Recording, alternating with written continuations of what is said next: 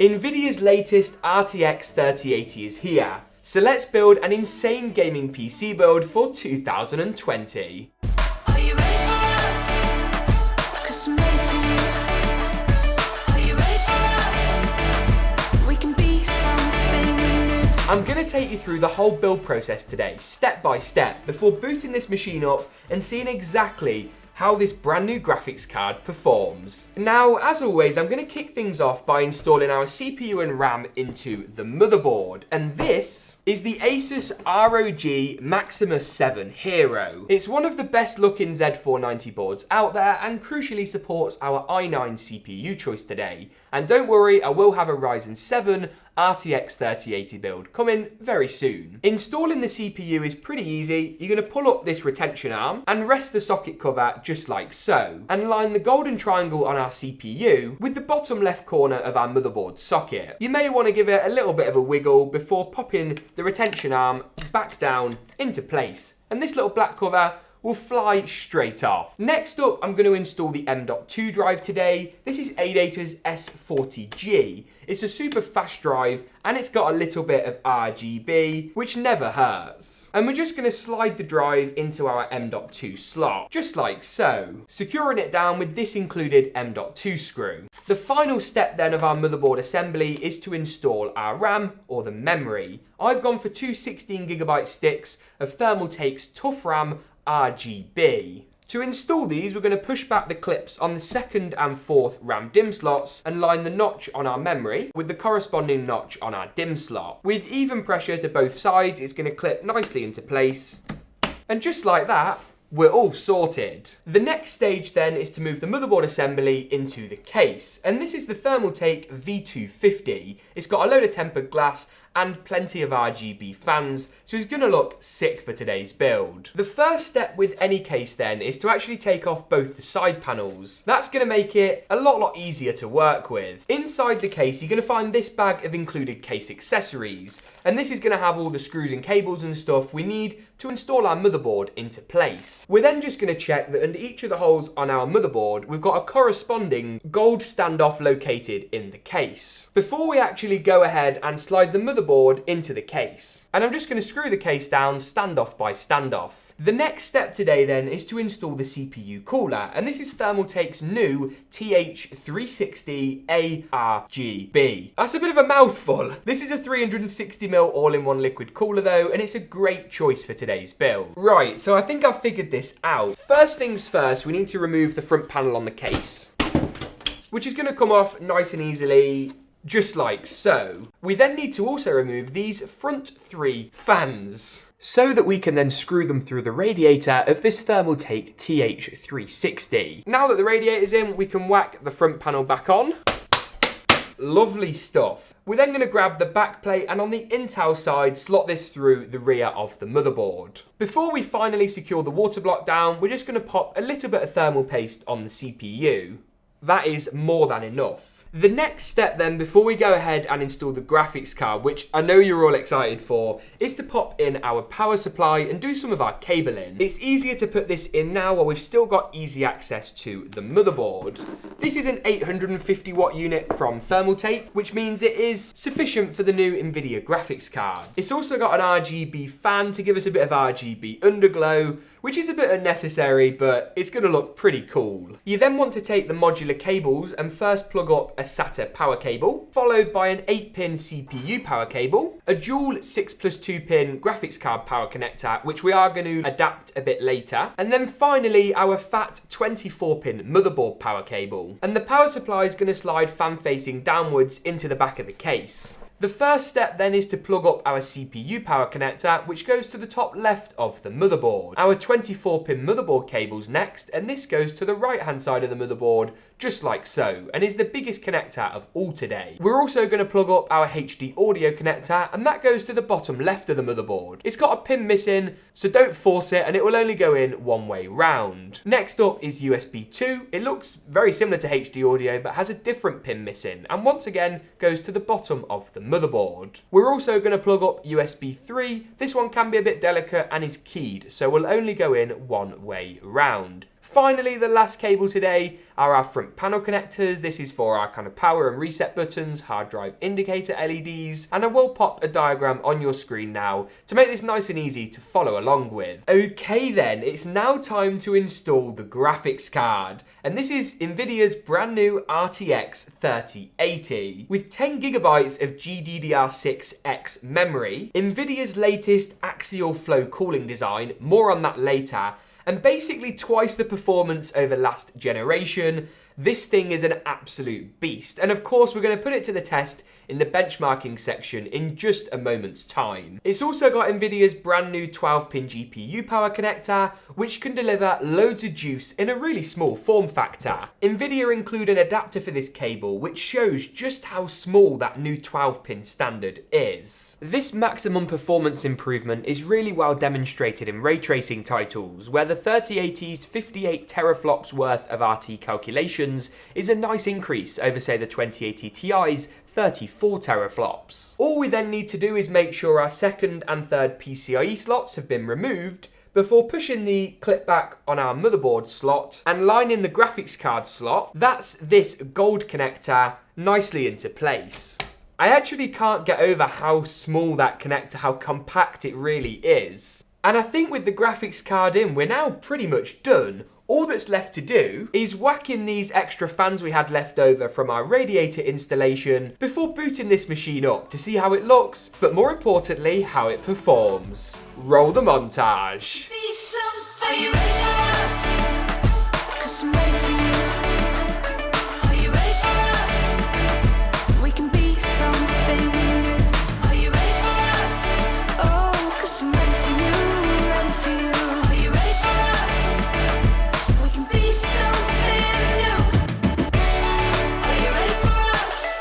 Okay then, now you've seen how to put this system together and how good it looks, especially that 3080 when it's all powered up, let's dive in and see exactly how it performs. I've taken my usual selection of PC build gaming benchmarks and sprinkled in a few extra titles to really flex the muscles of this RTX 3080. So let's dive straight in. Apex Legends is first up, a bit of a classic, one of the most popular titles at the moment, and for good reason. Here we're seeing 103 frames per second average, with 85 and 80 frames per second on the 90 and 99th percentile results. And all of these are tested with NVIDIA's FrameView application, which is a really great benchmarking tool. It's really incredible that you can get over 100 frames per second on average at 4K high settings. That's an insane amount of pixels and an insane amount of frames. The game, of course, looked fantastic, no stuttering, no lag, no screen tearing, so we're all good on this front. Call of Duty's Warzone is next up, of course, the free battle royale that's taken the gaming world by absolute storm. Once again here at 4K high settings, you're looking over 100 frames per second, 108 on average to be precise, with 96 and 86 for the 90 and 99th percentile results. Call of Duty's Warzone looks fantastic. Unfortunately, the free battle royale doesn't support ray tracing, so no impact on performance yet, but we will come on to that in a moment's time. Forza Horizon 4 is one of my personal favourite games, and at 4K ultra settings you're looking 141 frames per second on average, which is kind of insane. A racing game, as a general rule of thumb, you want 40 to 55 FPS, so 141 is great. And on the 90th and 99th percentile results, you're looking 136 and 128 frames per second respectively. This is a pretty drastic increase over my RTX 2080 Super, which saw 90, 89 and 85 frames per second respectively in the Forza Horizon 4 benchmarking mode. Next up today then, we've got a bit of Fortnite RTX. Fortnite now supports ray tracing and DLSS for those of you that don't know, and with DLSS set to performance mode, where it renders the game at a low resolution and uses AI to scale it back up, with ray tracing enabled and all the little toggles turned on, you're looking 77 frames per second on average, with 63 and 56 for the 90th and 99th percentile results. The game looked great, and honestly, I think ray tracing in Fortnite might be my favourite RTX implementation yet.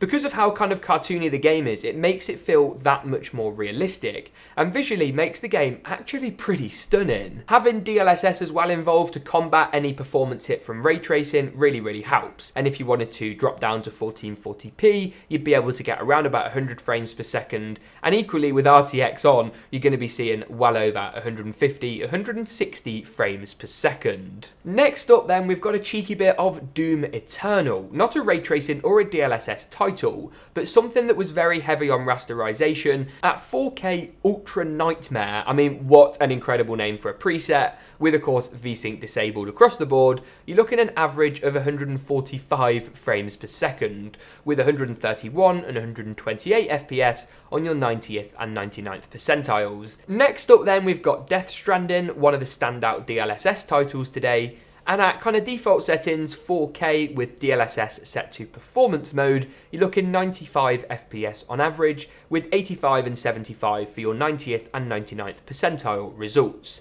Visually, the game is super duper realistic, and to get these kind of frame rates at 4K and what is very much so an open world title where you're rendering just a huge amount of data every single frame is really quite impressive. Next up then, we've got Control, and I also tested Control alongside a couple of other titles with the RTX 2080 Super as well to see exactly what kind of performance benefit we're getting. Here at 4K very high settings with RTX on high and DLSS set to 1440p with a native resolution of 4K, so rendering at 1440p, using AI to scale up to 4K, you're looking 86 FPS average for the RTX 3080 and 42 FPS on average with the 2080 Super. Now that performance increase is huge. I did retest it a couple of times and actually goes above Nvidia's claim of 100% increase with the last gen RTX 2080. But I'm not complaining, we'll take those kind of frame rates any day.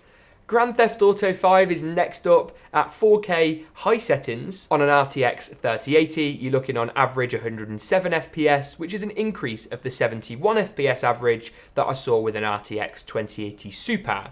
The 90th and 99th percentiles for both of those will be on your screen now as well. And both of these were tested with the GTA 5 inbuilt gaming benchmark. So the results are super repeatable. And if you want to go back and check against my other builds as well, you can absolutely do so. Next up then, we've got Battlefield 5, of course one of the very first ray tracing titles, and something that was really quite difficult to run. I'm happy to report though here that at 4K high settings, with all the RTX settings turned on, as well as of course DLSS, we're looking at 89 frames per second average, with 84 and 83 for the 90th and 99th percentiles. More importantly though, the game flows really well, looks fantastic, and I think is still one of the best examples of ray tracing on the market. And this 3080 runs it with no problems at all. Overwatch then is one of the last games on my list today. It's something that I always benchmark, I always test, so you can go and compare really easily. And with this RTX 3080, we're seeing an average frames per second of 191 at 4K epic settings, so the epic preset, which looks incredible, and once again, no complaints from me. Overwatch is a little bit of an easier game to run, but still pushing this many pixels on that really high preset is quite a feat. The final game then is CSGO, just for fun. We know the frame rate's going to be really high, and it was. At 4K Ultra, you're looking at an average of 212 frames per second. All in all, I've been really impressed with this RTX 3080. Performance-wise, it's pretty incredible. And the claims from Nvidia of these huge performance increases over last generation, especially in RTX titles, certainly stands to be true. I guess the biggest question though is whether you'll actually be able to get your hands on one in time for Christmas. I'll be doing lots more RTX 3080 and hopefully 3070 and 3090 builds very soon, so make sure to get subscribed so you don't miss those. Thank you very much for watching though, and we'll see you as always in the next one.